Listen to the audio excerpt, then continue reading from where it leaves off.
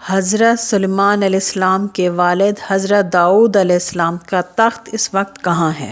روایات میں درج ہے کہ پیغمبر سلیمان کے سامنے رب تعالیٰ نے 3 آپشن رکھے۔ آپ علیہ السلام کو ایک چیز کو چننا تھا۔ یہ چیزیں تھیں بادشاہت، دولت اور علم۔ حضرت سلیمان علیہ السلام کا انتخاب تھا علم۔ بارگاہ خداوندی میں یہ انتخاب مقبول ٹھہرا اور آپ علیہ السلام کو باقی کی 2 چیزوں سے بھی نواز دیا گیا۔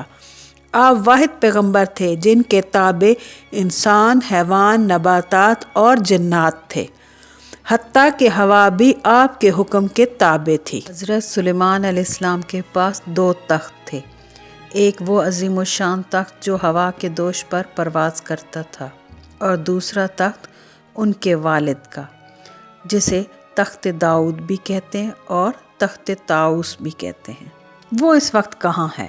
اس تصویر میں ایک جگہ ایک تخت پر ملکہ برطانیہ کی تاج پوشی کی جا رہی ہے۔ دوسری تصویر اس میں آپ کو ایک پتھر نظر آ رہا ہوگا جو اس تخت یا کرسی کے بالکل عین نیچے ہے۔ یہ مقدس پتھر وہ ہے جس پر بیٹھ کر حضرت داؤد علیہ السلام کی تاج پوشی کی گئی تھی، اور یہ اسی تخت طاؤس کا حصہ ہے، اور یہی تخت داؤد بھی کہلاتا ہے۔ جب حضرت سلیمان علیہ السلام نے ہیکل سلیمانی کی تعمیر کی تو یہ پتھر اسی میں مقدس اشیاء کے ساتھ رکھا گیا تھا۔ جب رومیوں نے فلسطین پر حملہ کیا تو لاکھوں یہودیوں کے قتل عام کے ساتھ ساتھ ہیکل سلیمانی کو بھی گرا کر تباہ و برباد کر دیا۔ ٹائٹس نے یہ پتھر اپنے ساتھ لیا اور روم چلا گیا۔ روم کے بعد اسے اسکاٹ لینڈ پہنچا دیا گیا، اور اسکاٹش کنگ اسے مقدس پتھر تصور کر کے اپنی تاج پوشی اسی پر بیٹھ کر کرتے تھے۔ اسکاٹ لینڈ سے یہ پتھر انگلینڈ چلا گیا۔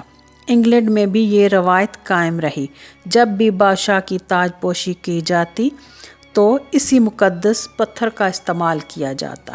یہ پتھر اس وقت ویسٹ منسٹر ایبے برطانوی پارلیمنٹ کے ساتھ چرچ میں موجود ہے۔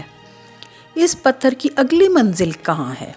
یہودی اس تخت داؤد کو اس کی اپنی اصل جگہ پر پہنچانے کی کوشش میں ہیں، یعنی وہ تیسری بار ہیکل سلیمانی کو تعمیر کرنا چاہتے ہیں اور اسے دوبارہ نصب کرنا چاہتے ہیں۔ یہودیوں کے عقیدے کے مطابق اسی تخت داؤد پر ان کا مسیحا کنگ آ کر بیٹھے گا اور ساری دنیا پر حکمرانی کرے گا، جسے ہم مسلمان دجال کے نام سے جانتے ہیں۔ عیسائیوں کے عقیدے کے مطابق اس تخت طاؤس پر حضرت عیسیٰ علیہ السلام آ کر بیٹھیں گے۔ امید کرتی ہوں یہ معلومات نئی بھی ہوں گی آپ کے لیے اور آپ کو پسند بھی آئی ہوں گی۔ Thank you.